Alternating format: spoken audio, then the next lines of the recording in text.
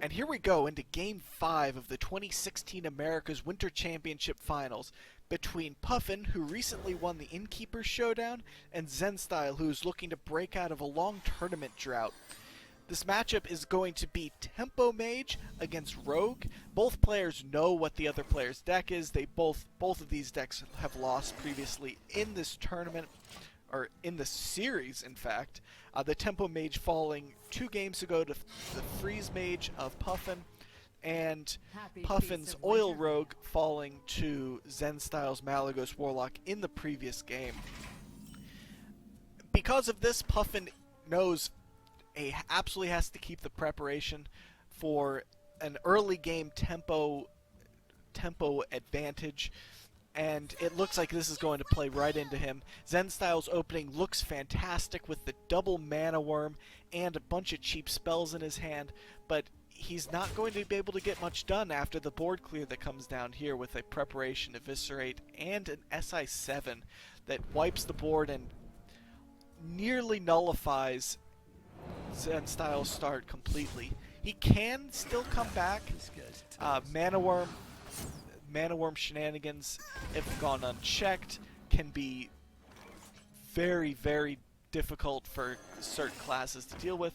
Rogue has tools in his hand to deal with these, so it may stabilize, but at this point it's already looking fairly bad for Zenstyle, but we'll see what turns out of this.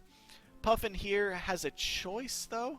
He could either go for an Eviscerate and hit with his dagger and re-dagger up to clear the Mana Worm, or he can just Tinker's Sharp Sword Oil. He doesn't get value out of it hitting a minion, but he does get to clear the Mana Worm and set up a potential Blade Flurry in the future. This matchup is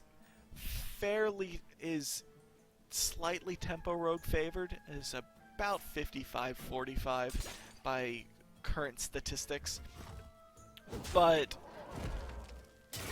in any matchup that's that close, it obviously can easily go one way or the other. This is a very awkward turn for Zenstyle. He has to play Mirror Image without any kind of value, no Antonidas value, no Mana Worm value, no Flame Waker value, and drops a Mirror Entity as well, which is a little bit awkward for Puffin to break, but he decides to just go ahead and play the Belcher into it. Belcher was the least bad option of what he has in his hand. Zenstyle decides to go ahead and fireball the Sludge Belcher, and he can trade his own Belcher into the 1-2. This does let the Belcher die to the 4-1 dagger of Puffin, though, and he can regain the board with an Azure Drake, as well as cycling a little bit more into his deck, which is what every rogue wants to do all of the time. So we have a board. The board state is definitely favorable for Puffin, but draws like this Unstable Portal could change a lot. He needs something he can play right now, and, well, he could play that right now. He could have coined out the Kel'Thuzad, and it's an interesting question, because if he did go ahead and coin out that Kel'Thuzad, he loses Antonidas value. So he doesn't have the coin for Antonidas, but he has a Kel'Thuzad on the board. Unfortunately, the Kel'Thuzad would have been hard countered by the sap that is in Puffin's hand, and the tempo loss probably would have lost him the game on the spot. However, Puffin is in such an advantage right now that it's hard to justify not just kind of going for it.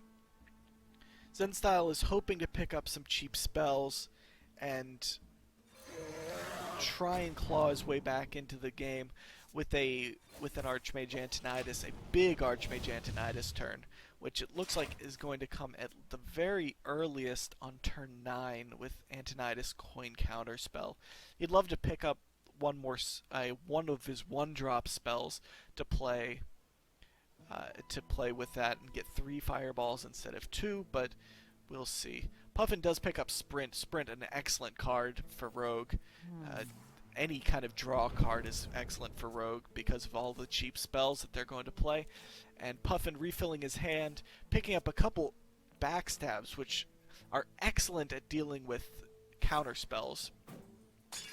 Goes ahead, fills off the rest of his mana, and clears the board of Zenstyle. So Zenstyle, once again, looking to be in a pretty tough position here.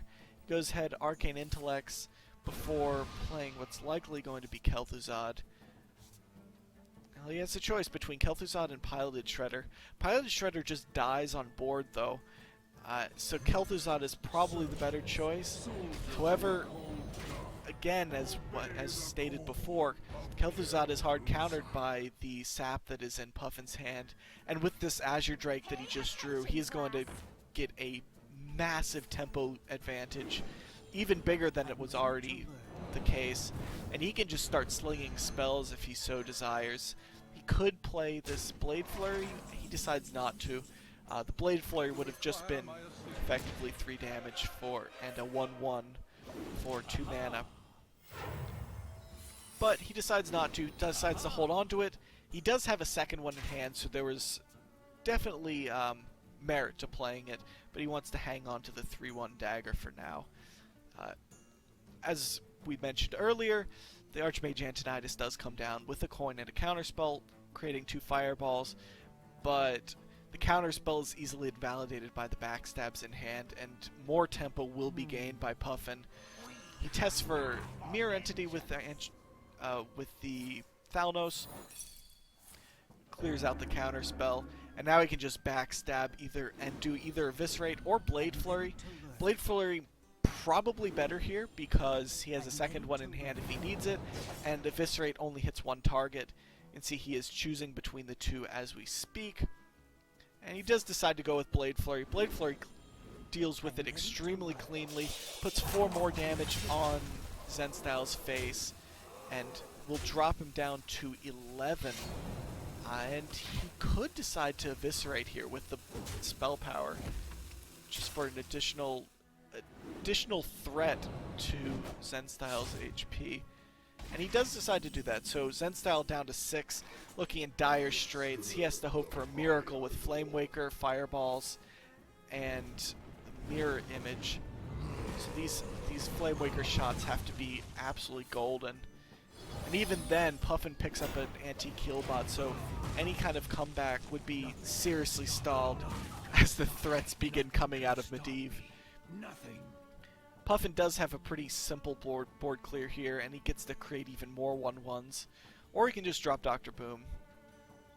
Actually, he can do it. He can do them both. He can play Dr. Boom.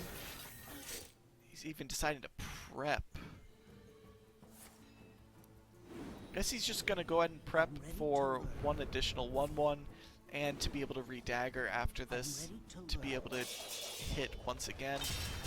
Yeah, so the prep allowed him to completely clear the board, which locks Zenstyle out of any kind of crazy Flame Waker, Fireball, Frostbolt shenanigans, with the Flame Waker shots all going to face. As unlikely as it may be, I have certainly seen stranger things. Ethereal Arcanist comes out. The game is basically over at this point. The Cone of Cold kills the Boombots. The Boombots go face. However, they do not quite kill Zenstyle, so more threats come out of Zenstyle. Puffin is going to go ahead, clear board, play out his hand, maximum BM before the end of this game. And it looks like Puffin is going to take a fairly convincing and very fast-paced Game 5 of the 2016 America's Winter Championship Finals.